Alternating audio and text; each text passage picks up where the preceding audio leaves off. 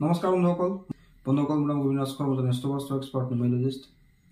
বন্ধুসকল, আপোনালোকৰ সুবিধাৰ্থে মই চেনেলটোত বাস্তুৰ সম্পৰ্কে, সংখ্যাতত্ত্বৰ সম্পৰ্কে, জ্যোতিষৰ সম্পৰ্কে, তাৰ লগতে তন্ত্ৰৰ বিভিন্ন পৰিগৰ ভিডিঅ'সমূহ ইয়াত আপলোড কৰি থাকোঁ। গতিকে যদিহে আপোনালোকৰ মোৰ চেনেলৰ ভিডিঅ'সমূহ চাই ভাল লাগে, অনুগ্ৰহ কৰি মোৰ চেনেলটো ছাবস্ক্ৰাইব কৰিব, ভিডিঅ'সমূহ লাইক কৰিব, কমেণ্ট কৰিব আৰু যিমান পাৰে শ্বেয়াৰ কৰিব। বন্ধুসকল, আজি মই আপোনালোকৰ লগত এটা বিশেষ বিষয়ক লৈ আলোচনা কৰিবলৈ গৈ আহিছোঁ। বিষয়টো অত্যন্ত গুৰুত্বপূৰ্ণ, গতিকে অনুগ্ৰহ কৰি ভিডিঅ'টো শেষলৈকে চাব যাতে সম্পূৰ্ণ কথাখিনি বুজি পায়। বন্ধুসকল, আমি সকলোৱে জানো যে জ্যোতিষশাস্ত্ৰত 9টা গ্ৰহৰ কথা কোৱা হৈছে। তাৰে কিছুমান গ্ৰহক পাপী গ্ৰহ বুলি কোৱা হৈছে, আৰু সেই পাপী গ্ৰহৰ ভিতৰত ৰাহু, কেতু আৰু শনি অন্যতম। কিন্তু বন্ধুসকল, এই 3টা গ্ৰহৰ ভিতৰত সকলোতকৈ বেছি আমাক কষ্ট দিয়া, সমস্যাত পেলোৱা গ্ৰহটো হৈছে ৰাহু। ৰাহু হৈছে বন্ধুসকল মায়া, ইলিউজন, লোভ। ৰাহু হৈছে এডিকশ্যন, সেয়া লাগে মদৰ এডিকশ্যন, ধপাতৰ এডিকশ্যন, ড্ৰাগছৰ এডিকশ্যন, ভাঙৰ এডিকশ্যন, যিকোনো ধৰণৰ এডিকশ্যন হ'ব পাৰে। ৰাহু হৈছে টেকন'লজি, ৰাহু হৈছে ধন টকা পইচা আহৰণৰ যিটো লালসা, সেয়া হৈছে ৰাহু। ৰাহু হৈছে এই কলি যুগৰ অত্যন্ত শক্তিশালী গ্ৰহ, যিহেতু এই যুগটো টেকন'লজিৰ যুগ আৰু ৰাহুক টেকন'লজি বুলি কোৱা হৈছে। ৰাহুৱে ভিখাৰী ৰজা, ৰজাকো ভিখাৰী বনাব পাৰে।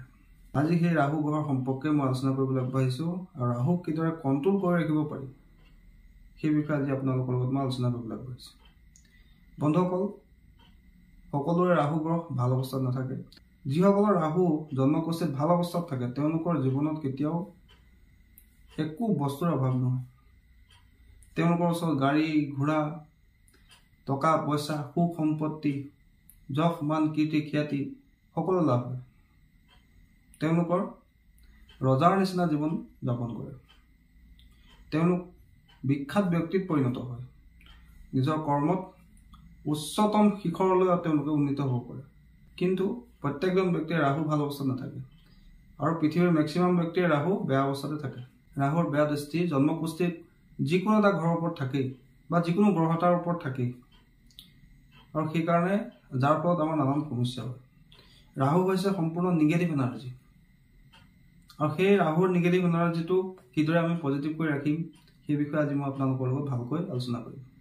বন্ধুসকল, যিমান চেষ্টা কৰিও আমি ৰাহুৰ পৰা কেতিয়াও আঁতৰিব নোৱাৰোঁ, যিহেতু আমি হাতত লৈ থকা মোবাইল ফোনটো ৰাহুৰে কাৰক। আমাৰ ঘৰত থকা টয়লেটটোও ৰাহু, আমাৰ ঘৰত থকা ইলেক্ট্ৰনিক আইটেমবিলাক ৰাহুৰ, আমাৰ জীৱনত হোৱা অকস্মাত দুৰ্ঘটনাৰ, ক্ষতিৰ বা আৰ্থিক লোকচানৰ কাৰক ৰাহু, আমাৰ মনৰ জেদ ভাৱ, অহংভাৱ, লোভ মোহ ইত্যাদি কাৰক হৈছে ৰাহু।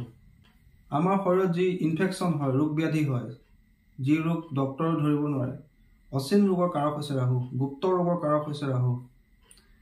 বন্ধুসকল, গতিকে আমাৰ জীৱনত মেক্সিমাম যিবিলাক নিগেটিভ ঘটনা হৈ থাকে, তাৰ মুখ্য কাৰণ হৈছে কিন্তু ৰাহু গ্ৰহ। সকলো গ্ৰহৰ ভিতৰত সকলোতকৈ ভয়ানক আৰু সকলোতকৈ কষ্টদায়ক গ্ৰহটো হৈছে ৰাহু, যি আমাৰ পিছা কেতিয়াও নেৰে, আৰু সহজে তাৰ উপায় কৰি আমি তাৰ পৰা মুক্ত হ'ব নোৱাৰোঁ। ৰাহুৰ দৃষ্টিৰ পৰা নিজকে সুৰক্ষিত ৰাখিবৰ কাৰণে, ৰাহুক কণ্ট্ৰল কৰিবৰ কাৰণে আমি কিছুমান উপায় সকলোৱে কৰা উচিত। আৰু এই উপায়কেইটা, যিকেইটা উপায় আজি মই আপোনালোকক দিম যে ৰাহু গ্ৰহক কিদৰে কণ্ট্ৰল কৰি ৰাখিব লাগে, এই উপায়কেইটা আপোনাৰ জন্মকুষ্ঠিৰ ৰাহু যি ঘৰতে নাথাকক কিয়, যি ৰাশিৰে ব্যক্তি নহওক কিয়, আপুনি যি লগ্নৰে ব্যক্তি নহওক কিয়, সকলোৱে এই প্ৰয়োগকেইটা কৰিব পাৰে। কিয়নো এই প্ৰয়োগকেইটা হৈছে ৰাহুক কণ্ট্ৰল কৰা প্ৰয়োগ, ৰাহু গ্ৰহক সন্তুষ্ট কৰাৰ প্ৰয়োগ। যিহেতু ৰাহু সন্তুষ্ট থাকিলে কেতিয়াও ৰাহুৱে আপোনাক আমনি নকৰে, সমস্যাত নেপেলায়। গতিকে আমি সদায় এই উপায়কেইটা পালন কৰি চলিব লাগে। প্ৰথম কথাটো হ'ল, যেতিয়া আমাৰ ঘৰত ইলেক্ট্ৰনিক আইটেমবিলাক বেয়া হ'বলৈ লয়, আমাৰ ব্যৱসায়ত ফটকৈ লোকচান হ'বলৈ লয়, আমাৰ ঘৰৰ ৱালবিলাকত ফাট মেলিবলৈ লয়, আমাৰ ঘৰত কীট পতংগ, পোক পৰুৱাৰ সংখ্যা বৃদ্ধি পাবলৈ লয়, আমাৰ ঘৰত টিঙৰ পৰা বা ছটৰ পৰা পানীত টোপাল টোপালকৈ পৰিবলৈ লয়, ঘৰৰ ইলেক্ট্ৰনিক বস্তুবিলাক এটাৰ পিছত এটা বেয়া হ'বলৈ লয়, বন্ধুসকল, তেতিয়া আপোনাক গম পাব যে আপোনাৰ নিশ্চয় ৰাহু গ্ৰহৰ কিবা নহয় কিবা এটা সমস্যা হৈছে। তাৰোপৰি বন্ধুসকল, আপোনাৰ ঘৰত আপুনি সদায় ব্যৱহাৰ কৰি থকা টয়লেটটোও কিন্তু ৰাহুই। গতিকে বন্ধুসকল, টয়লেটটো নিৰ্মাণ কৰোঁতে বাস্তুশাস্ত্ৰত সেইকাৰণে গুৰুত্ব দিয়া হৈছে। ভুল দিশত ৰাহুক স্থাপন কৰি দিয়া মানে হৈছে আপোনাৰ জীৱনলৈ সমস্যা আপুনি কঢ়িয়াই নিজেই লৈ আনা। সেইকাৰণে আমি যেতিয়া বাস্তু কৰোঁ তেতিয়া টয়লেটটো আমি মাত্ৰ 3টা দিশতে বহাবলৈ অনুমতি দিয়া আছে। এটা হৈছে সাউথ অফ সাউথ ৱেষ্ট, যাক কোৱা হয় SSW, এটা হৈছে west of north west, WNW বুলি কোৱা হয়, আৰু এটা দিশ আছে যাক কোৱা হয় east of south east, ESA বুলি কোৱা হয়। এই 3টা দিশতে টয়লেট বহাব পাৰি। অন্যান্য দিশত টয়লেট যদি আপুনি স্থাপন কৰে তাৰ পৰা কিন্তু ৰাহুৰ নিগেটিভ প্ৰভাৱ আপোনাৰ ঘৰৰ ওপৰত পৰিব পাৰে। বন্ধুসকল, এতিয়া কথা হ'ল ৰাহুক কণ্ট্ৰল কৰিবৰ কাৰণে পোনপ্ৰথমে আমি টয়লেটটো ঠিক কৰি ৰাখিব লাগে। ভুল দিশত টয়লেট থাকিলে তাৰ প্ৰতিকাৰ কৰিব লাগে। প্ৰথম উপায়টো হৈছে ৰাহুক কণ্ট্ৰল কৰা, যে আমি নিজৰ ঘৰৰ টয়লেটটো নিৰ্দিষ্ট দিশত নিৰ্মাণ কৰিব লাগে, আৰু যদি ভুল দিশত নিৰ্মাণ কৰি থোৱা আছে তেন্তে আমি তাক প্ৰতিকাৰ কৰাৰ ব্যৱস্থা কৰিব লাগে। দ্বিতীয়তে আমি নিজৰ টয়লেটটো সদায় চাফ চিকুণ কৰি ৰাখিব লাগে। যিহেতু টয়লেটটো হৈছে ৰাহু, কেতিয়াও নিজৰ টয়লেটটো লেতেৰা কৰি ৰাখিব নালাগে। এনে কৰিলে ঘৰত ৰাহুৰ বেয়া দৃষ্টি পৰে, ৰাহু গ্ৰহৰ নিগেটিভ এনাৰ্জিৰ প্ৰভাৱ পৰে। তাৰোপৰি বন্ধুসকল, ৰাহুৰ প্ৰতিকাৰৰ কাৰণে আমি নাৰিকল দান কৰিব পাৰোঁ। নাৰিকল দান কেনেকৈ কৰিব লাগে?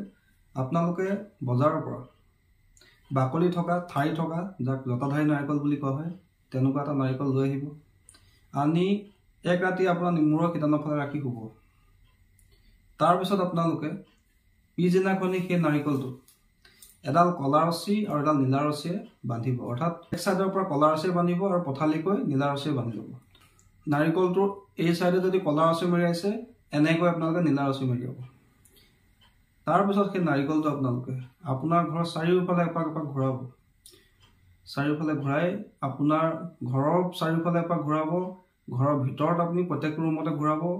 প্ৰত্যেকজন ব্যক্তি, ঘৰৰ প্ৰত্যেকজন ব্যক্তি মূৰৰ ওপৰতে সেই নাৰিকলটো এণ্টি ক্লককৈ 3বাৰকৈ ঘূৰাব।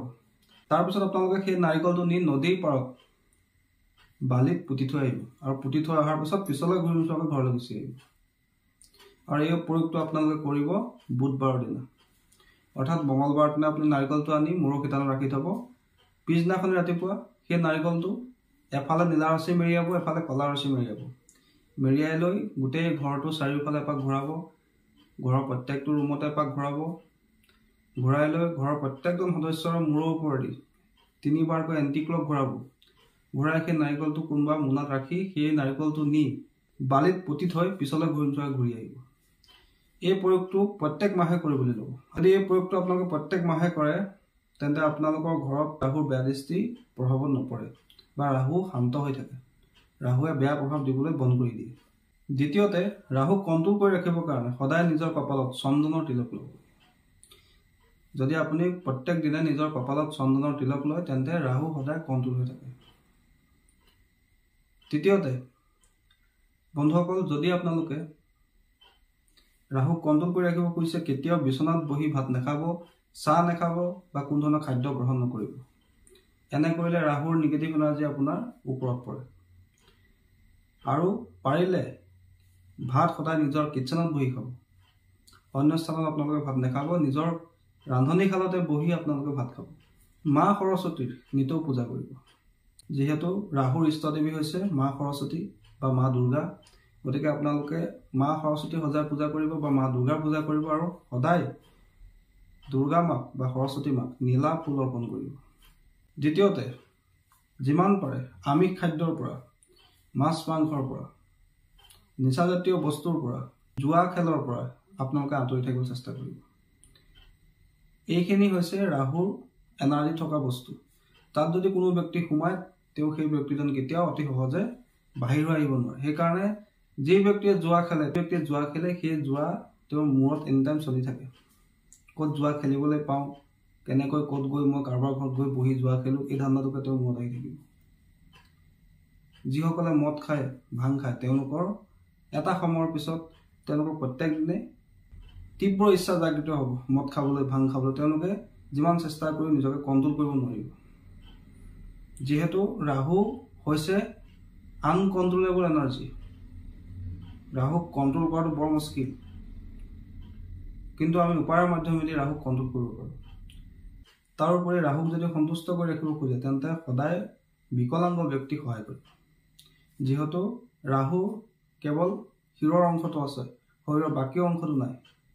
বিকলাঙ্গ ব্যক্তিৰ যেনেকুৱা অৱস্থা হয় ৰাহুৰ ঠিক তেনেকুৱা অৱস্থা গতিকে বিকলাঙ্গ ব্যক্তিক যদি আপুনি সহায় কৰে ৰাহুৱে আপোনাৰ ওপৰত কেতিয়াও বেয়া দৃষ্টি নিদিয়ে তাৰোপৰি ৰাতিপুৱা শুই উঠি যদি তুলসীৰ পাত আপুনি বা তুলসীৰ পানী আপুনি খায় তেতিয়াও আপোনাৰ ৰাহুৰ এনাৰ্জি কন্ট্ৰোল হৈ থাকে বন্ধুসকল তাৰোপৰি জ্যোতিষশাস্ত্ৰত ৰাহু খাপ বুলি কোৱা হৈছে গতিকে আপুনি যদি পাৰে নিজৰ লগত ময়ূৰ পাখি ৰাখিব এনে কৰিলে ৰাহু কন্ট্ৰোলত থাকে সৰু ময়ূৰ পাখি কিনিবলৈ পোৱা যায় সেই ময়ূৰ পাখি যদি আপুনি নিজৰ লগত ৰাখে তেতিয়াও ৰাহু কন্ট্ৰোলত থাকে তাৰোপৰি বন্ধুসকল ৰাহু কন্ট্ৰোল কৰিবৰ কাৰণে ৰূপৰ স্কোৱাৰ পিচ বৰ্গাকাৰ সৰু সৰু টুকুৰা নিজৰ লগত ৰাখিব লাগে ৰাহু কন্ট্ৰোল ৰাখিবৰ কাৰণে সদায় কলা বস্তু যেনে কলা মেকুৰী হওক কলা কুকুৰ কাউৰী কলা পৰুৱা ইত্যাদি কিবা নহয় কিবা এটা খুৱাব লাগে ৰাহু কন্ট্ৰোল ৰাখিবৰ কাৰণে আঠমুখী ৰুদ্ৰাক্ষ ধাৰণ কৰিব পাৰি বন্ধুসকল তাৰোপৰি যদি আপোনাৰ ঘৰতো ৰাহুৰ বেয়া দৃষ্টি পৰিছে তাৰ লক্ষণবিলাক কি মই অলৰেডি আপোনালোকক ক'লো তেন্তে আপোনালোকে কৰ্পূৰ আৰু নাৰিকলৰ বাকলি সৈতে আপোনালোকৰ ঘৰত ধোঁৱা দিব যেনেকৈ ধূনাৰ দ্বাৰা ধোঁৱা দিয়া হয় ঠিক তেনেকৈ কৰ্পূৰৰ লগত নাৰিকলৰ বাকলি জ্বলাই লৈ আপোনাৰ ঘৰত প্ৰত্যেক দিনে ধোঁৱা দিব লওক ৰাহুৰ নিগেটিভ এনাৰ্জি আপোনাৰ ঘৰৰ পৰা লাহে লাহে আঁতৰি যাব বন্ধুসকল এই যিমানখিনি উপায় আপোনালোকক মই দিলোঁ এই উপায়খিনি সকলোৱে কৰিব পাৰে কিয়নো এই উপায়কেইটাই যদি কুষ্ঠিত আপোনাৰ ৰাহু তেন্তে ৰাহুৰ শুভ ফলত বৃদ্ধি হ'ব যদি আপোনাৰ ৰাহু জন্মকুষ্ঠিত অশুভ হৈ আছে তেন্তে এই উপায়ৰ মাধ্যমেৰে ৰাহুৰ এনাৰ্জি আপুনি কণ্ট্ৰোল কৰিব পাৰিব অৰ্থাৎ ৰাহুক আপুনি শান্ত কৰি ৰাখিব পাৰিব গতিকে এই উপায়কেইটা সকলোৱে কৰিব পাৰে আৰু ইয়াত এই উপায়কেইটা কৰিবৰ কাৰণে কোনো বাধা বাধকতা নাই পুৰুষ মহিলা উভয়ে কৰিব পাৰে যিকোনো ৰাশিৰ যিকোনো লগ্নৰ ব্যক্তিয়ে কৰিব পাৰে বন্ধুসকল মই যিখিনি উপায় দিলোঁ তাৰ ভিতৰত আপোনালোকে যিকেইটা পাৰে আপোনালোকে ফ'ল' কৰিব ৰাহুৰ নিগেটিভ এনাৰ্জিৰ পৰা নিজকে সদায় সুৰক্ষিত ৰাখিবৰ কাৰণে ৰাহু ঘৰক শান্ত কৰি ৰাখিবৰ কাৰণে বন্ধুসকল আশা কৰিছোঁ আজি আপোনালোকে এই ভিডিঅ'টোত গম পালে যে আমাৰ জীৱনত ষ্ট্ৰাগল সমস্যা ৰোগ ব্যাধি দুখ কষ্ট অশান্তি এডিকশ্যন দিয়া গ্ৰহটো হৈছে ৰাহু কিদৰে আমি ৰাহু ঘৰক শান্ত কৰি ৰাখিম সেই বিষয়ে আপোনালোকে গম পালে আশা কৰিছোঁ আপোনালোকৰ ভিডিঅ'টো চাই ভাল লাগিলে যদি ভাল লাগিলে অনুগ্ৰহ কৰি ভিডিঅ'টো লাইক কৰি দিব কমেণ্ট কৰিব আৰু মোৰ চেনেলটো ছাবস্ক্ৰাইব কৰিব ধন্যবাদ